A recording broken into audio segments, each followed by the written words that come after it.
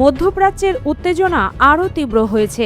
যুক্তরাষ্ট্রের প্রাণঘাতী হামলার জবাবে রাতভর পাল্টা আঘাত হেনেছে ইরান। হামলার আশঙ্কা এখনও পুরোপুরি কাটেনি। নতুন হামলার শঙ্কায় জর্ডানের বিভিন্ন অঞ্চলে বিমান হামলার সতর্ক সংকেত বাজানো হয়েছে। এতে নতুন করে উদ্বেগ ছড়িয়ে পড়েছে। ইতোমধ্যেই ইরানের চোখে বিশ্বাসঘাতক ৩ দেশ কুয়েত, কাতার ও বাহরাইনে অবস্থিত মার্কিন ঘাঁটিতে তেহরানের ক্ষেপণাস্ত্র হানা দিয়েছে।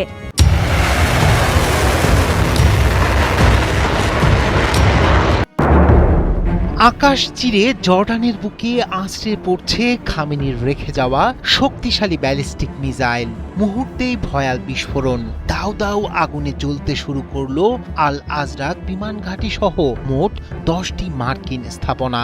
তেহরানের টার্গেট থেকে রক্ষা পেল না মার্কিন ষড়যন্ত্রের কুঠিবাড়ি জর্ডান। ইরানের দাবি বিশ্বাসঘাতকতার জবাব দিতেই জর্ডানের হৃৎপিণ্ড বেছে নিয়েছে তারা। যে স্থাপনাকে ঘিরে কড়া নিরাপত্তা বলয় সেই দেয়াল ভেদ করেই আঘাত হানল ইরান। বার্তা স্পষ্ট, মধ্যপ্রাচ্যের এই সংঘাতে বেইমানদের ছাড় নয়। শক্তির কেন্দ্রে আগুন জ্বালিয়ে তেহরান জানিয়ে দিল প্রতিশোধের হিসাব নিজস্ব ভাষাতেই মেটাতে প্রস্তুত ইসলামী প্রজাতন্ত্র। প্রতিশোধে মত্ত ইরানি যোদ্ধাদের আঘাতে কাঁপছে গোটা মধ্যপ্রাচ্য। করে যুদ্ধ শুরুর পর কাতার, কুয়েত ও বাহরাইনে হামলার পর এবার ইরানের ব্যালিস্টিক মিসাইলের নিশানায় আরেক মার্কিন মিত্র জর্ডান। রাতের নিস্তব্ধতা ভেঙে একের পর এক বিস্ফোরণে কেঁপে ওঠে দেশটির বিভিন্ন সামরিক এলাকা।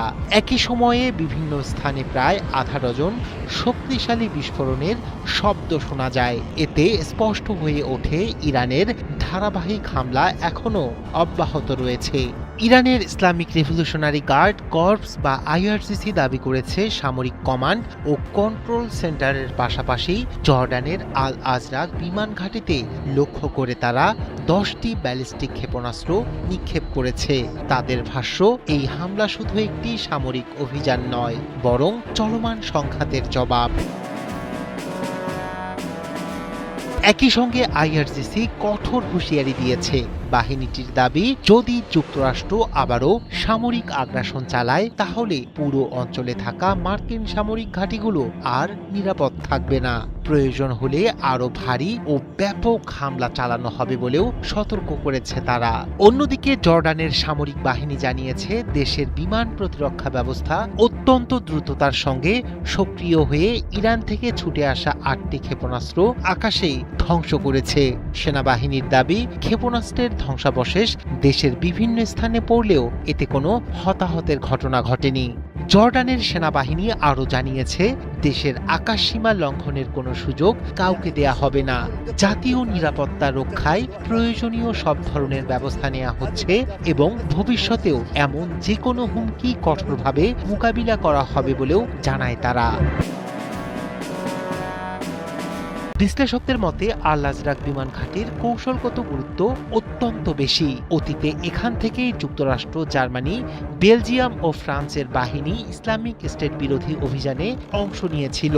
যদিও জর্ডান বারবারই বলে আসছে তাদের ভূখণ্ডে কোনো বিদেশি সামরিক ঘাঁটি নেই, তবে সামরিক সহযোগিতা ও প্রশিক্ষণ চুক্তির আওতায় সীমিত সংখ্যক বিদেশি সেনা বিভিন্ন ঘাঁটিতে অবস্থান করছে।